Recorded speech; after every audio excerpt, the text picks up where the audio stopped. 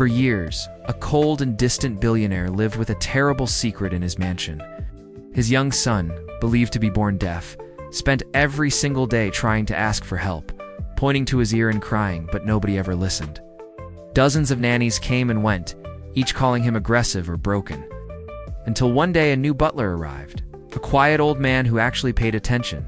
He noticed a strange pattern, something no one else had seen before. And when he finally understood the signal the boy had been trying to send all along, he uncovered a shocking truth that would destroy the family's past.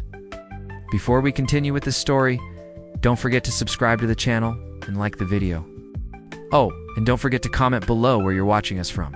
We'd love to know that since the day his wife died during childbirth, David Harrington changed completely.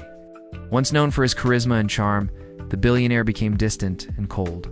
He abated himself in his company, spending all his time in meetings, offices, and business trips. At home, he avoided anything that reminded him of her, especially their son Oliver.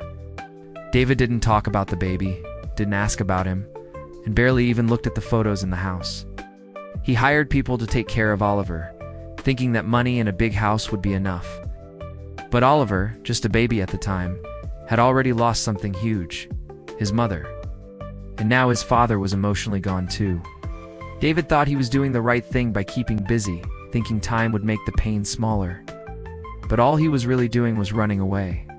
And as the years passed, his distance didn't just hurt himself. It left Oliver growing up surrounded by strangers without the love and care he truly needed. Oliver was diagnosed as deaf from birth, and this made everything harder. As a baby, he couldn't hear the world around him, but he tried his best to understand it. Pointed to things, looked people in the eyes, and made sounds that weren't words, but were full of meaning. He often touched his ear, trying to show that he couldn't hear, but no one really noticed. Nannies and butlers came and went. They stayed for a few days or weeks, but none lasted long. They said Oliver was difficult. Some said he threw things when he got upset, others said he didn't follow instructions. But no one ever stopped to think that maybe he just couldn't understand them, and that they didn't understand him. Each time someone gave up on Oliver, he felt more confused and more alone. He wasn't being mean or wild. He was trying to survive in a world that didn't speak his language. But instead of helping him, people judged him. Some of the staff began to whisper behind closed doors, saying Oliver was more than just difficult, used words like emotionally unstable and damaged. One man even said he scared him because of the way he stared in silence. Another suggested he might have something wrong in the head and that maybe he should be put somewhere safe away from people. Over time, the voices got louder, and the judgment turned into serious recommendations. A few professionals were brought in, but they didn't spend much time with Oliver. They gave quick opinions based on short visits and suggested psychiatric evaluation. They didn't understand Oliver's silence wasn't from trauma or a disorder. It was simply because he couldn't hear, but no one listened. And when David heard these suggestions, he didn't question them. He didn't investigate. He agreed, too full of his own sorrow to see the truth. He thought maybe these experts knew better. So slowly, Oliver was treated not like a child needing help, but like a problem to be managed.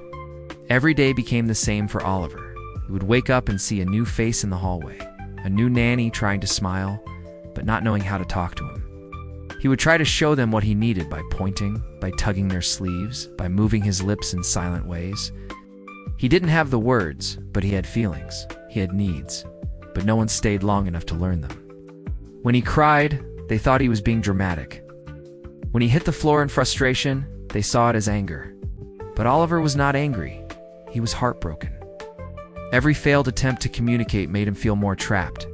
He wanted to be understood, wanted someone to realize that his world was quiet, not by choice, but by nature. Every time he was ignored or misunderstood, a piece of hope inside him faded. He began to expect disappointment. He stopped trying as much. Why try when no one ever truly saw him? Even though David lived in the same house, he didn't notice Oliver's suffering. He was always in his office, on his phone, or away on trips. When he did see Oliver, it was for a few minutes, and he didn't know what to say. He felt awkward. Oliver, on the other hand, stared at his father with wide eyes, hoping for a sign of love or attention. He pointed to his ears again and again, hoping David would understand. But David just nodded or walked away. He was too lost in his own grief to recognize his son's pain. Deep inside, David blamed himself for his wife's death. thought that maybe keeping his distance from Oliver was the best way to avoid the reminder. But what he didn't see was that Oliver was the one person who needed him most. While David thought he was protecting himself, he was slowly breaking his son's spirit. Oliver didn't understand loss, but he could feel the emptiness left behind by a father who never truly looked at him. As the years passed, Oliver learned not to expect kindness.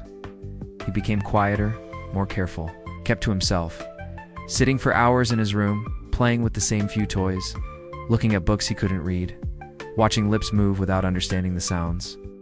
He learned to live in a world that barely noticed he was there. The staff spoke around him, but rarely to him. No one learned sign language. No one brought in a specialist who could help him communicate. He was just the deaf kid in the big house. The more people ignored his efforts, the more Oliver pulled back. He started to believe what people said about him. Maybe he really was broken. Maybe he didn't belong in the world.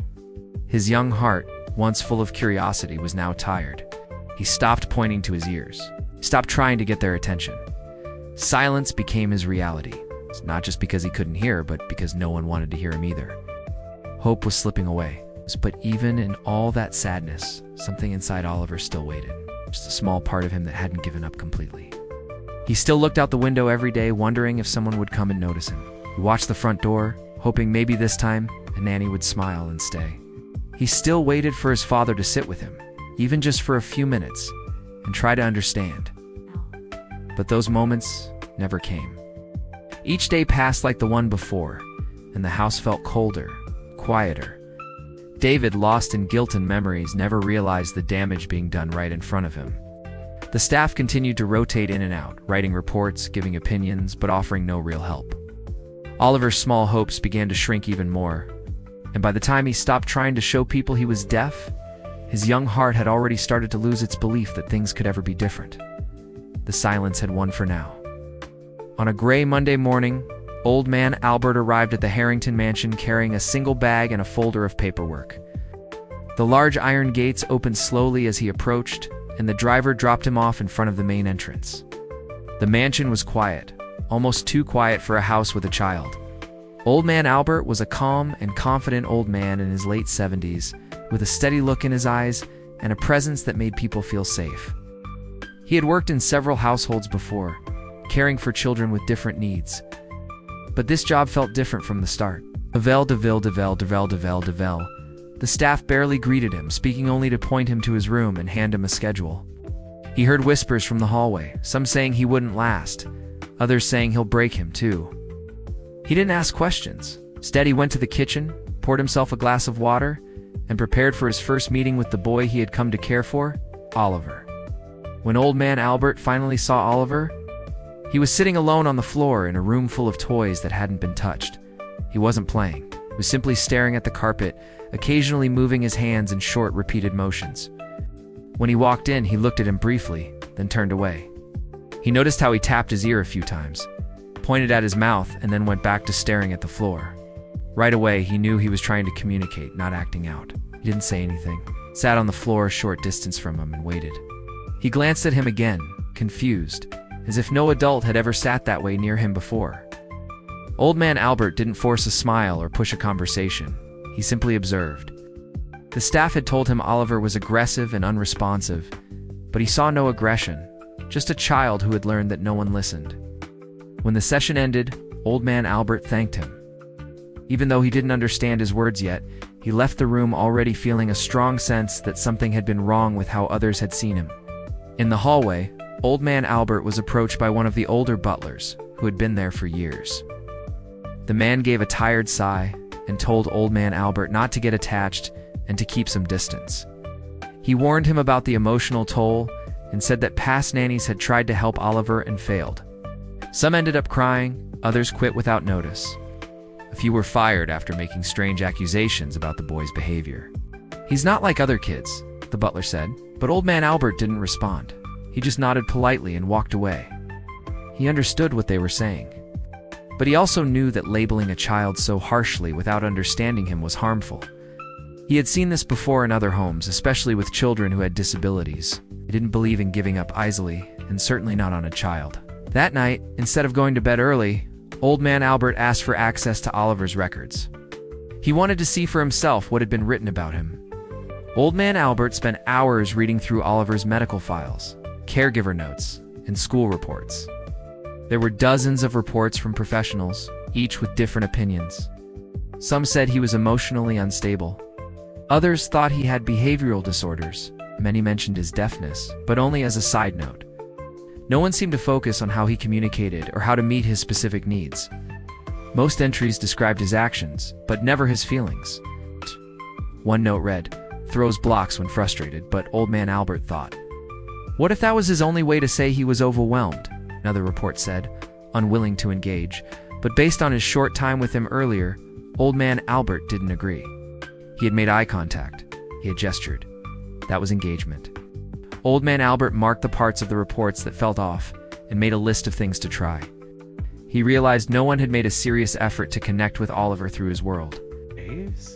Everyone had expected him to adapt to theirs. Old Man Albert wasn't going to make that same mistake. Lying in bed later that night, Old Man Albert kept thinking about Oliver. He couldn't sleep. He replayed the moment he pointed at his ear over and over in his mind.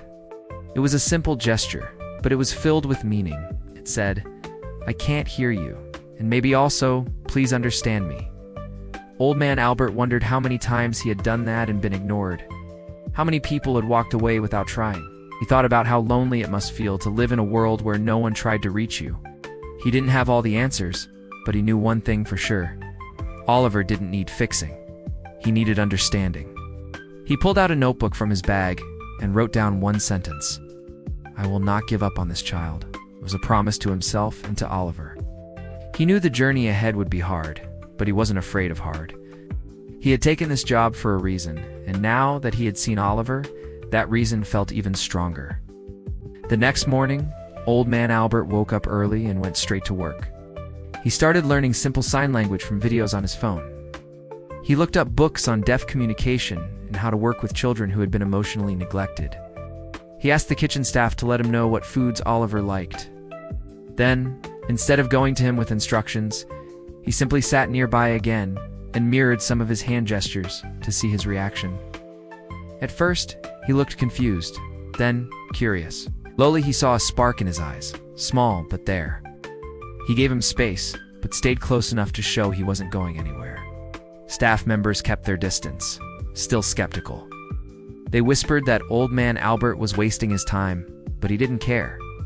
He was there for Oliver, not for their approval. Every small look, every quiet moment was a step forward. Old Man Albert knew that healing didn't start with big changes. It started with someone choosing to stay, and Old Man Albert had already made his choice. While polishing near the playroom in the late afternoon, Old Man Albert moved carefully around the edges of the large, quiet room. The staff had told him this was Oliver's favorite space, but when he looked inside, it was completely silent and empty. He turned off the polisher for a moment, trying to listen for anything unusual. Then he heard it, a soft sound, almost like a whimper. He moved closer, walking past shelves of untouched toys and picture books. That's when he saw something underneath a wooden table in the corner. He bent down and spotted Oliver curled up with his knees to his chest, his small hands gripping something tightly. As he got closer, he realized he was holding a hearing device. His eyes were red, his cheeks wet with tears. He kept pointing to the device again and again, his hands shaking. He looked at Old Man Albert with desperation, his mouth moving, though no sound came. He was scared. Something was wrong. Old Man Albert slowly crouched beside him, trying not to alarm him more. Old Man Albert didn't reach for him right away. He gently placed the polisher handle against the wall and sat on the floor, keeping a safe distance. He watched as Oliver repeated the same movement, tapping the device in his hand and then pointing to his ear. He nodded slowly and copied his action with his own hand, pointing to his ear as well. Oliver looked at him, startled, like no adult had ever done that before. His crying slowed just a little. He looked back and forth between his face and his hands, confused but curious. Old Man Albert didn't say anything out loud. He knew he couldn't hear him, but he stayed there, completely focused on him. He lifted the device toward him, not to give it to him, but to show it. Then he pointed to his head and closed his eyes tightly as if showing pain. Old Man Albert leaned forward just a bit and kept mirroring his motions. Oliver's breathing slowed. It was still upset but no longer panicked. For the first time, someone was listening, even without words. After Oliver calmed down a little, Old Man Albert carefully watched what happened when the device was near him. When he tried to put it back on, his body tensed up immediately. His fingers curled and his eyes shut tightly. He leaned against the table leg and seemed dizzy, as if the device caused him physical discomfort. When he took it off, his shoulders relaxed and he looked more at ease. He didn't want to jump to conclusions, but this wasn't normal. A hearing aid should help, not hurt. Over the next few minutes, Old Man Albert repeated this quiet test. He let him try it on and off without pressure. Every time he wore it, his expression turned to pain. Without it, he was calmer, even willing to look around the room. Old Man Albert's mind was racing. How had no one seen this? How many times had he been forced to wear it while suffering? He wondered if the staff assumed his distress was just part of his behavioral problems. But now he suspected something else. As soon as Oliver seemed stable, Old Man Albert gently gestured that he was going to stand up. He nodded a little and wiped his eyes. Old Man Albert walked straight to his room and pulled out his notebook, writing down every detail he had just witnessed. He listed each reaction he had with the device and without it. He remembered the reports that described Oliver's outbursts and meltdowns, and suddenly they made sense in a new way. Maybe he wasn't acting out. Maybe he was reacting to pain. He didn't have a medical background, but he had seen enough in his past jobs to know something wasn't right. He carefully opened the case file again and saw that the device had been issued over a year ago. There were no updates or notes about its condition. It hadn't been checked in months. Old Man Albert wondered how long Oliver had been trying to tell someone, anyone, that the device was hurting him. But no one had understood, or worse, no one had cared. That evening, Old Man Albert went to speak with one of the senior staff members about the device. He explained what he had seen and suggested that Oliver be taken to an audiologist to check the equipment. The staff member frowned and shook his head. "It's not the device," he said. "He does this all the time. It's just dramatic." Old Man Albert pushed back gently, explaining the clear differences in his behavior with and without the hearing aid. But the man didn't listen. "We've seen it before," he said. "He's just unpredictable." Frustrated, Old Man Albert realized they had already made up their minds about Oliver. To them, he was broken and difficult. They didn't want new information. They wanted things to stay simple, even if it meant ignoring the truth. Old Man Albert left the conversation angry, but more determined than ever. He knew he couldn't count on the others. If Oliver was going to get real help, he'd have to be the one to start the process. Later that night, Old Man Albert returned to the playroom. Oliver was lying on the couch holding a stuffed animal, his eyes half closed. When he saw him, he sat up slowly. He smiled and pointed to the hearing device, then made a sad face, hoping he'd understand. He knew it hurt him. He looked surprised, then nodded once, walked over, sat beside him, and took out a small notepad. He drew a simple picture of an ear with a red X over it. Oliver studied it carefully, then looked up at him.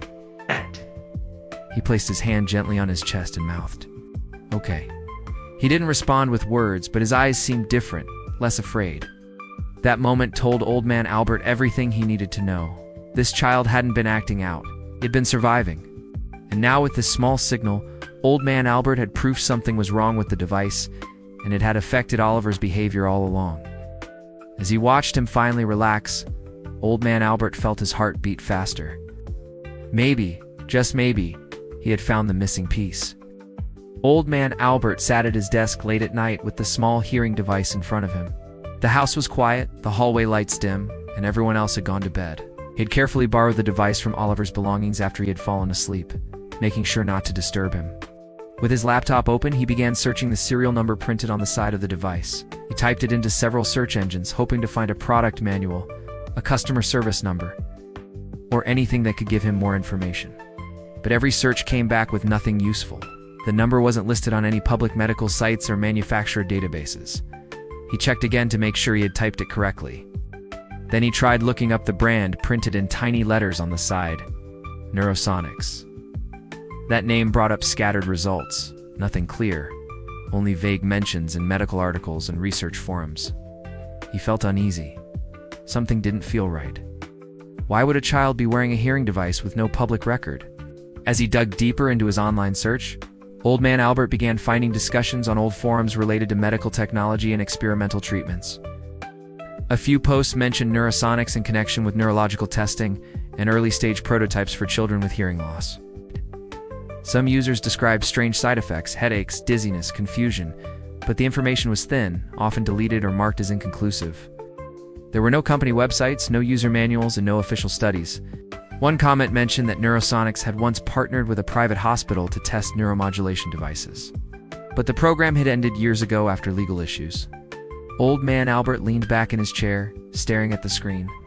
If Oliver's device was one of those early test models, why was he still wearing it? Who had approved it? The more he read, the more questions he had. None of this felt like standard medical care. It felt like someone had given a child untested equipment without proper oversight.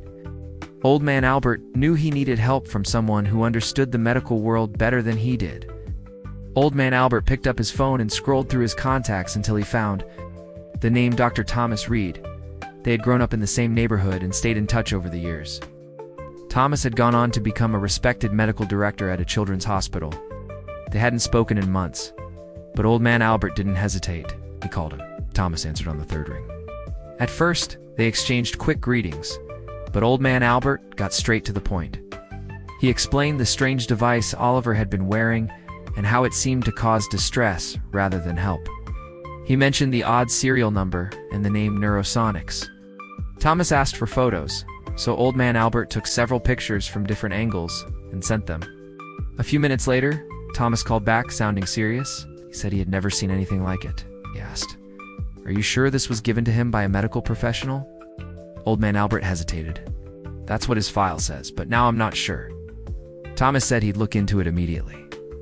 The next morning, Thomas called back with more concern in his voice. He had spoken with a few colleagues and even searched his hospital's records. He confirmed that Neurosonics was a real company, but had a history of shutting down studies after patient complaints. It wasn't a mainstream manufacturer and had never released commercial devices.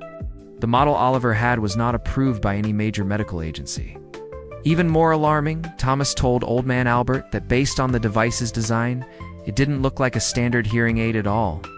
He believed it might be emitting signals to the brain, not helping hearing, but possibly interfering with it. "This isn't helping him," Thomas said. "It might be disabling his hearing on purpose." Old Man Albert felt a chill run through him. Asked the question he hadn't dared to ask before. What if Oliver was never deaf? Thomas didn't answer right away. Finally, he said, "It's possible. I've seen cases misdiagnosed before, but with something like this involved, it's hard to say." Old Man Albert kept observing Oliver closely and documenting everything. How he responded with and without the device, how he reacted to sounds, light, and movement. Thomas, on his side, pulled every contact he had in the medical world, trying to trace the origins of the device. He found an old article buried in an academic journal that mentioned Neurosonics as part of a controversial trial where some children were fitted with prototype devices as part of a study on brain stimulation. The article had been pulled offline years ago, but Thomas had a saved copy. It didn't name patients, but the location of the trials lined up with the area where Oliver had been born. Old Man Albert started going through Oliver's file again and noticed something strange. The original diagnosis of permanent deafness was written by a single doctor. No second opinions, no updated tests, no hearing tests had been performed after that point. The device had been introduced early, and no one had questioned it since. Old Man Albert sat at his desk again that night, this time with all his notes spread out around him. Everything he and Thomas had found pointed to one disturbing possibility. Oliver had been misunderstood, not just emotionally, but physically. What if this device had been altering his hearing for years? What if the strange behaviors, so often labeled as aggression or instability, were actually reactions to the device's harmful effects? The idea was shocking. Old Man Albert remembered the moment he found Oliver crying under the table, clutching the device. He'd been trying to say something no one had taken the time to understand. Now, with the truth starting to come together, Old Man Albert knew they had opened a much bigger puzzle than expected. This wasn't just about one child. It was about a company, a mistake, and a life shaped by a silent error. Now that Old Man Albert had started pulling the thread, there was no turning back. He and Thomas had made a quiet promise to find the truth, no matter how deep it went. Old Man Albert decided he couldn't wait any longer. The mystery around Oliver's condition had gone on for too long, and the more he learned about the device, the more suspicious he became. One quiet morning, when most of the staff were busy elsewhere, he set up a few simple objects in the playroom: a small bell, a toy drum, a musical box, and a set of colorful blocks that made sounds when shaken. He wanted to test something basic. Oliver was sitting on the floor drawing shapes on paper. Old Man Albert smiled at him, then gently pointed to the hearing device on the table. He gestured for him to leave it off. He hesitated for a second, then nodded. When the device was off, he picked up the bell behind him and rang it softly. To his shock, Oliver turned his head immediately. He froze. Then he clapped his hands twice. Again, he reacted. He smiled faintly as if hearing something pleasant. Old Man Albert's heart raced. This couldn't be right. Oliver could hear. Old Man Albert continued his small experiments carefully over the next few minutes. He didn't want to scare or confuse him, so he made each sound part of a game. He shook the blocks and watched him look toward them every time. He rolled a toy car that made noise, and he followed it. With his eyes, when he spoke softly behind him, he turned to face him, trying to read his lips, but also clearly reacting to the sound itself. The realization hit him hard. Oliver wasn't deaf. He never had been. His reactions weren't random. They were natural, clear, and consistent. He felt an overwhelming mix of relief, anger, and sadness. How many years had this child lived, believing he couldn't hear, forced to wear a device that may have damaged him? Old Man Albert covered his mouth, trying not to cry. Oliver, not understanding, simply smiled and clapped when he did, thinking it was part of the game. He smiled back, but inside he felt his stomach twist. This wasn't a miracle, it was a tragedy. After calming down, Old Man Albert sat beside Oliver and helped him clean up the toys. He watched him play for a while, trying to understand how no one else had ever noticed this. Surely someone must have tested him before. But then he remembered the reports, how every document said not to remove the device, how no one had ever done an assessment. Without it, everyone had just accepted the diagnosis, including David. Old Man Albert realized this wasn't an innocent mistake. Someone had made sure Oliver's condition would never be questioned. Later that afternoon, while Oliver was napping, he went downstairs to find the head butler, Mr. Ellis, who had been with the family for years. Old Man Albert needed answers, and he believed Mr. Ellis knew more than he had said before. He found him in the kitchen organizing supplies. Mr. Ellis, says Old Man Albert began quietly. I need to ask you something important about Oliver's hearing device. The older man stopped what he was doing and looked uneasy. Mr. Ellis hesitated before speaking. What about it? He asked, trying to sound casual. Old Man Albert didn't waste time. He explained what he had seen, how Oliver reacted to sounds even without the device. Mr. Ellis's face grew pale. He lowered his voice and looked around to make sure no one else was nearby. You shouldn't be testing him like that, he whispered. We were told, strictly told, not to remove it, not even for a minute. Old Man Albert frowned. Told by who? Mr. Ellis avoided his eyes. His doctors, they said it was part of his treatment. They said it was dangerous to take it off. Old Man Albert crossed his arms, his frustration growing. It's dangerous for who, Mr. Ellis? Because I just saw a child who can hear perfectly fine when that thing is on his ear. The butler looked torn, his hands shaking slightly. All I know is they gave orders directly to Mr. Harrington. He followed everything they said. None of us were allowed to question it. So everyone just obeyed. No one ever wondered why the boy got sick or scared whenever he wore it. Mr. Ellis looked down, guilt written all over his face. We did wonder, he admitted softly, but every time someone said something, they were dismissed. The doctor said the reactions were normal, that it was part of adjusting. When new staff joined and questioned the process, they were replaced. It happened more than once. I've seen people fired for less. Old Man Albert sat down across from him, feeling his anger boil. This isn't treatment, he said firmly. This is abuse. They made everyone believe he was broken when he wasn't. Mr. Ellis rubbed his forehead and sighed deeply. Maybe you're right, but we were told it was for his safety, that the device protected him somehow. I never understood how, but I didn't ask. I didn't want to lose my job. Old Man Albert stared at him, realizing just how deep the manipulation went. That night, Old Man Albert couldn't sleep. He sat by his window, watching the faint lights of the city in the distance, replaying everything in his mind. The pieces were starting to fit together. Oliver's deafness, his distress with the device, the silence in the house, and the strange connection to neurosonics.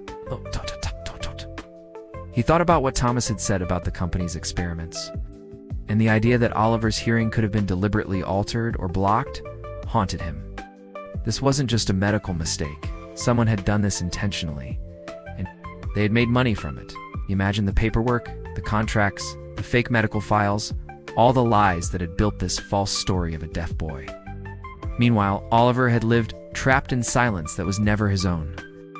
Old Man Albert felt a mix of fury and determination rise inside him. He looked toward his room where he slept peacefully for once and whispered to himself, "They used him." Now more than ever, he knew what he had to do. The truth had finally surfaced, and there was no turning back. Dr. Thomas Reed sat in his office, his desk covered with papers, printouts, and notes. After the call with Old Man Albert, he couldn't stop thinking about the strange hearing device and the name Neurosonics. He had seen shady companies before, but something about this one felt worse. Over the next few days, Thomas poured every free hour into researching the company. He used his hospital access, reached out to private forums, and dug into archived medical journals. Slowly, a pattern began to emerge. Neurosonics had been part of a secret project years ago. One focused on neuromodulation in children. The testing had been hidden behind vague terms like auditory correction trials and cognitive support therapy. The worst part was the discovery of a familiar name on one of the older reports. Dr. Harlan. He was the same man who diagnosed Oliver as deaf. Thomas's hands trembled as he read further. Harlan had been investigated before in another country for altering medical records and misreporting trial outcomes. He had disappeared from public view until now. Thomas sent everything. He found 2 Old Man Albert in an encrypted file. Old Man Albert read each page with growing horror. The reports were clear. Harlan had partnered with Neurosonics to test experimental devices on minors without proper approvals. The document showed that many children experienced side effects, dizziness, headaches, anxiety, but these were left out of official records. Some children had been labeled with false diagnosis to justify using the device. Oliver wasn't the only victim, but he was possibly the only one still. Wearing the device, Old Man Albert was sick to his stomach. It explained everything. The rush diagnosis, the order to never remove the hearing aid, and the resistance from the estate staff. Someone had been protecting Harlan's work, keeping Oliver trapped in a false identity for years. Old Man Albert couldn't believe that this had been happening in plain sight. As he scrolled through the files, he knew this wasn't just about helping one boy anymore. It was about exposing a system that had stolen Oliver's voice, and maybe others too. Despite the darkness behind the scenes, something beautiful had started happening between Old Man Albert and Oliver. Day by day, their connection grew stronger. With the device off, Oliver seemed calmer and more open. He didn't flinch as much. He watched Old Man Albert closely and started reacting more clearly to his expressions and movements. Old Man Albert introduced games where they matched pictures to objects, and soon they moved on to drawing basic emotions. Happy, sad, scared, excited. Oliver understood quickly. He began, pointing to faces that matched his feelings. Old Man Albert also taught him simple gestures to say yes, no, more, and stop. The more they worked together, the more Oliver responded. His eyes lit up when Old Man Albert walked into the room, smiled when he laughed. He even began to hum sometimes, low and uncertain, but it was a sound. For the first time in his life, Oliver wasn't being treated like a problem. He was being seen as a person. Old Man Albert knew that trust took time, but Oliver was finally letting someone in. Everyone was happy with the changes. Unknown to Old Man Albert, his work with Oliver had drawn attention. One afternoon, while he was helping Oliver build a block tower, he noticed one of the senior staff members standing nearby, watching them too closely. His name was Mr. Langley, the estate manager, a man who had been with the family for years. He rarely spoke to Old Man Albert directly, but it always seemed distant and disapproving. That day, he stayed longer than usual, making notes on a clipboard and asking odd questions. Later, Old Man Albert found his supply cabinet locked, and his schedule slightly changed without notice. At first, he thought it was a mistake, but it kept happening. One evening, he overheard Mr. Langley on the phone in the hallway. He spoke in a low tone, but mentioned his name, Oliver, and the word interference. His chest tightened. He realized someone was watching him, tracking what he was doing with Oliver. They didn't like the progress. They didn't want the truth to come out. Someone wanted him gone. Old Man Albert tried to stay calm. He didn't want Oliver to feel his fear, but he began being more careful. Backed up all his notes, kept copies of Thomas's findings, and avoided speaking openly around staff he didn't trust. At the same time, he made sure to keep his bond with Oliver strong. He smiled, played, and kept everything normal on the outside. But deep down, he was preparing for the worst. One night he found a printed warning slipped under his door. It didn't have a name, just one line. "You're getting too close. Stop now." His heart pounded. He locked the door and sat by the window, gripping his phone. He knew this meant the investigation had struck a nerve. Whoever had been covering up the truth didn't want it exposed.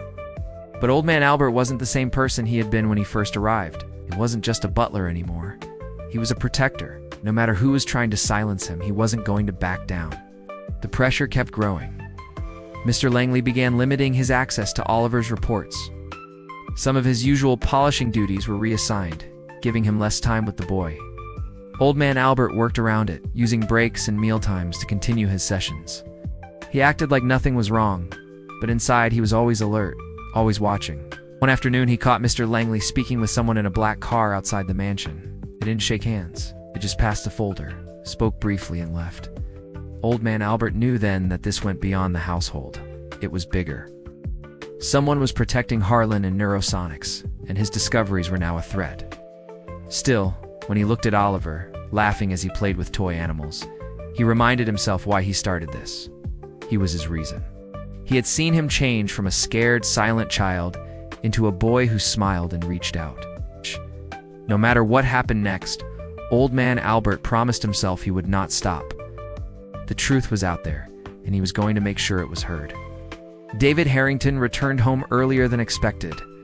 His business trip had been cut short after a client canceled a meeting last minute. It was late afternoon when his car pulled up in front of the mansion. Tired but in a quiet mood, he stepped inside without announcing himself. He planned to head straight to his office, but as he passed the hallway near the playroom, he stopped. Through the slightly open door, he saw Old Man Albert sitting on the floor with Oliver. They weren't speaking, at least not out loud. Old Man Albert was using his hands slowly and gently, making signs in the air. Oliver was watching him carefully, then copying the signs. David's face tightened. To him, it looked like he was trying to teach Oliver something that went against everything the doctors had instructed. He didn't stop to ask questions. He stepped inside, his voice loud and firm. "What do you think you're doing?" Old Man Albert stood up, startled.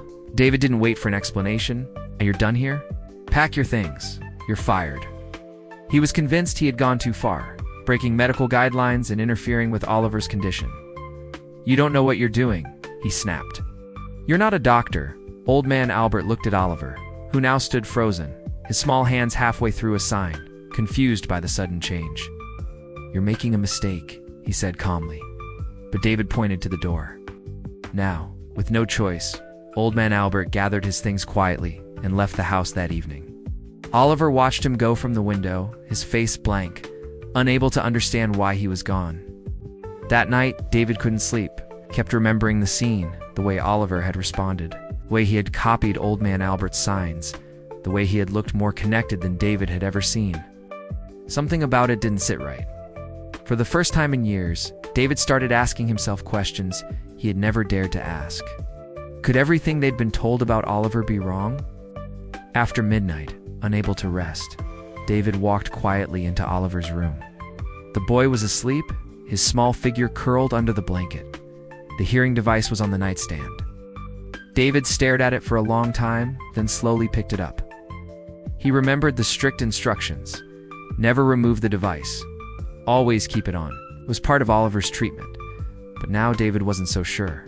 He sat down, placed the device aside, and picked up an old music box from the shelf. He wound it up, holding his breath, and let the soft tune begin to play. Oliver stirred slightly, then turned toward the sound. David felt his chest tighten. He picked up a toy with bells and gently shook it. Again, Oliver moved his head toward it.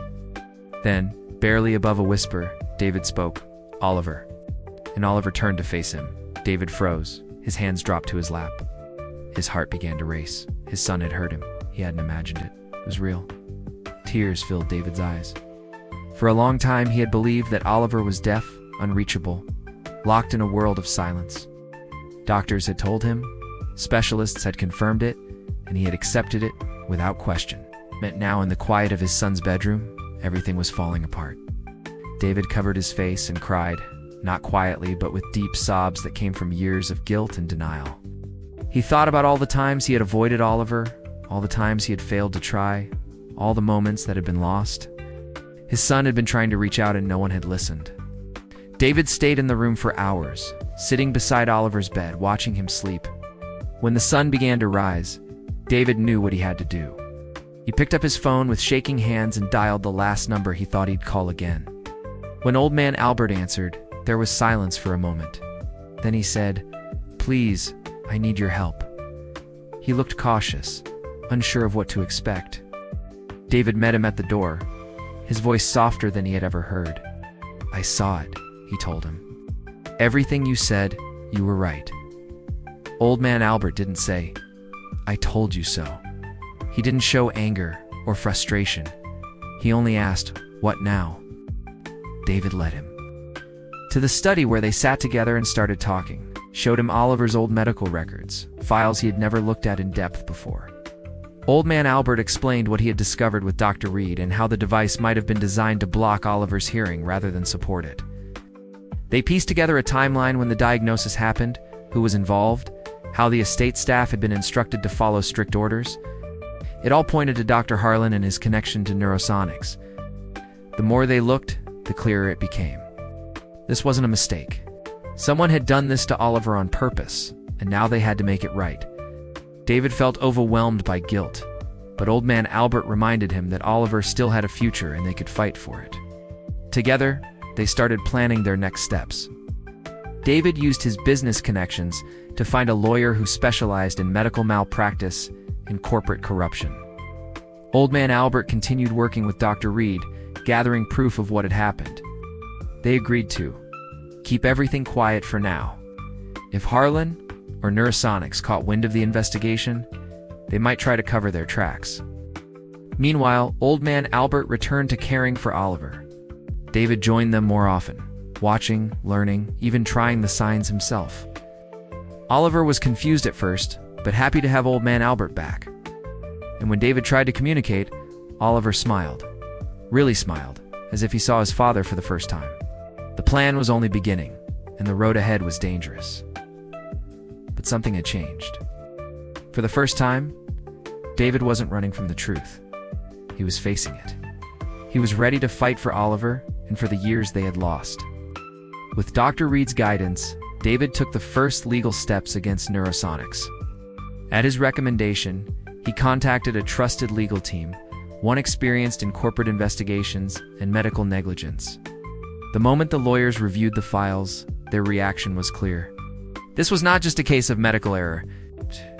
It was a pattern of abuse. Using his influence, David arranged a private meeting with federal investigators.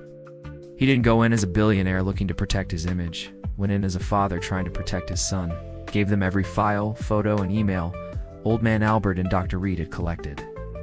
In just a few days, a formal criminal case was opened. Investigators began quietly tracking Neurosonics' activities and cross-checking patient histories. It didn't take long for the truth to come out. More children across the country were discovered with similar devices. Unusual models, unregistered with medical boards, and linked back to Neurosonics. Some of the families had never even questioned the devices. Now everything was about to change. News broke quickly once the investigation became public. Reporters flooded the networks with headlines about experimental devices implanted in children and illegal neuromodulation trials. Pictures of the devices like the one Oliver had worn for years were shown on screens across the country. Parents came forward angry and confused, some demanding answers, others suing the companies involved. The media dug into the background of Dr. Harlan, exposing past controversies and the previous investigation overseas that had been quietly dismissed.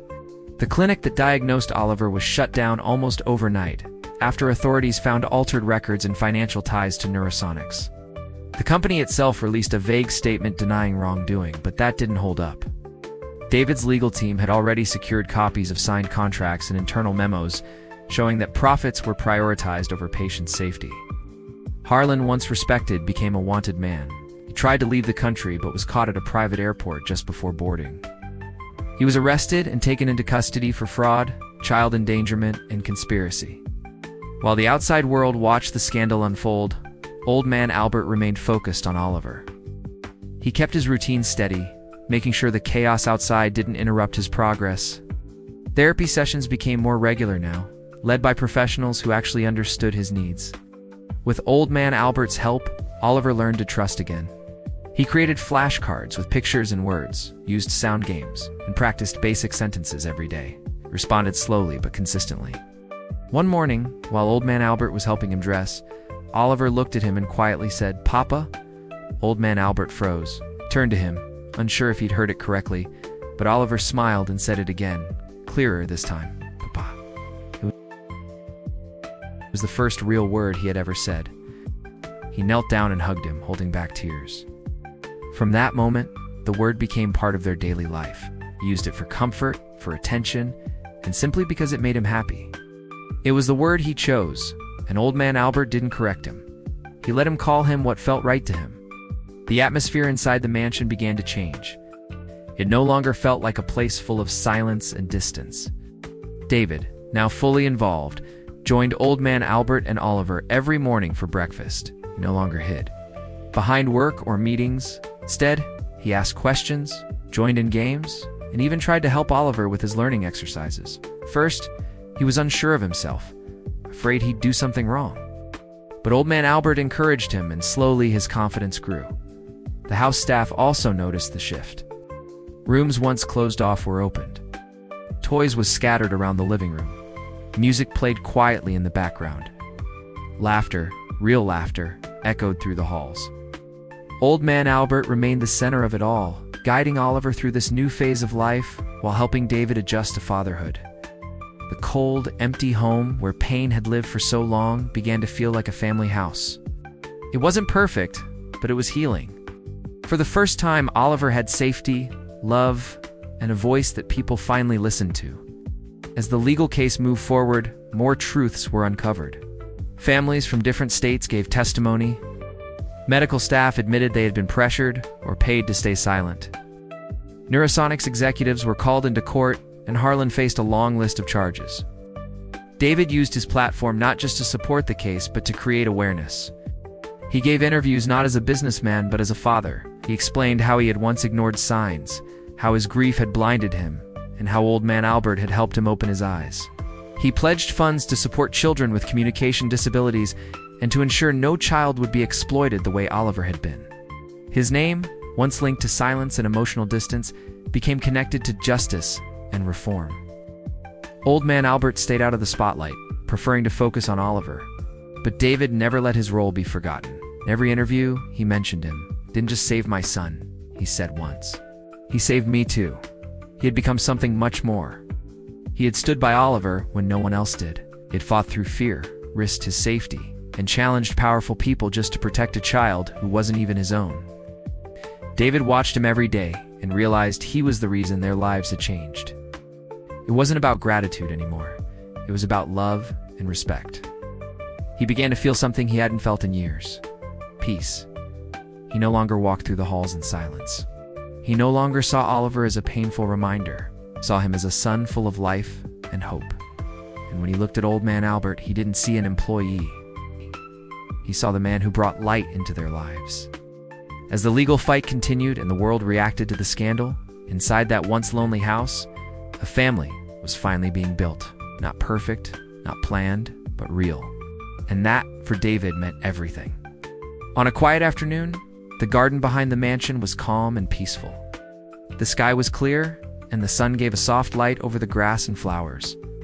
Old Man Albert sat on a bench near the small fountain, watching Oliver as he picked up stones and leaves, lining them up carefully on the path.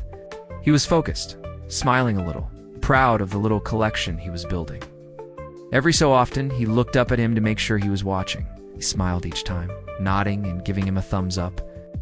Then, after a short pause, Oliver stood, walked toward him, and climbed onto the bench beside him. He looked at him closely, tilting his head slightly. "Papa," he said quietly. Old Man Albert froze, his breath caught. He looked at him, his eyes wide. "Papa," he repeated more confidently this time, his eyes filled with tears. He reached out and pulled him into a hug. It wasn't the first time he'd said it, but this time it felt different. It felt final, real. From the terrace, David had been watching them. Wasn't trying to spy. He just liked seeing them together. For weeks, he had been noticing the bond between Old Man Albert and Oliver grow stronger. But hearing Oliver say, "Papa," made something hit deep inside him. He slowly walked down the steps and approached them, hands in his pockets, unsure how to speak. Old Man Albert looked up when he saw him coming, wiping his tears, but not letting go of Oliver. David sat down beside them, silent for a few seconds, then finally said, "I've been selfish." Old Man Albert didn't answer right away. He let him continue. "I didn't allow myself to love him. I couldn't. Every time I looked at Oliver, I saw her, and I blamed him without even realizing it. I blamed a baby for something he didn't do." His voice broke slightly. "I missed everything." Old Man Albert looked at him carefully, choosing his words. Oliver never asked for perfection. He just needed his dad to show up. He looked at Oliver, who was now back to placing leaves in a circle on the bench. "I thought I was doing the right thing by staying out of the way," David said. "I thought I was protecting him from my pain, but all I did was make him feel alone." Old Man Albert nodded. "You can't change the past, David, but you can be here now." He stared at the ground, ashamed, but grateful for his honesty. Then he looked at him and said, "You've done everything I was supposed to do. You saw him, you fought for him, you never gave up on him." Old Man Albert took a deep breath. "I didn't see him as a responsibility. I saw him as a child who needed love, and I just gave what I could." David nodded slowly. "You've been more than just his caregiver, Old Man Albert. You've been his father in every way that matters." Then David turned toward Old Man Albert. "I've been thinking about something for a while," he said slowly. "Not marriage. I'm not talking about that, but something important." Old Man Albert raised an eyebrow, listening. David continued, "I want you to be Oliver's legal guardian, not instead of me, alongside me." Old Man Albert blinked, surprised. "Are you serious?" David nodded. "Oliver deserves to know he belongs to someone, that he's not just being passed around or watched by someone paid to be there. You've been his father in every way. I want it to be official. I want him to feel safe, really safe with both of us." Old Man Albert didn't know what to say at first. He looked at Oliver again. He was laughing now, focused on his tiny stick house. "We're not replacing his father," David added. "I know that. We're building something new, something real." Old Man Albert nodded slowly, tears in his eyes again. "Yes," he whispered. "Yes, I want that too." There were forms to file, background checks to complete, and legal language to work through, but David was sure of his decision. He wasn't doing this just because of guilt. He was doing it because he had finally opened his eyes to what mattered. Meanwhile, Old Man Albert prepared a small celebration for Oliver in the kitchen. Nothing big, just his favorite foods, some paper decorations, and a few balloons.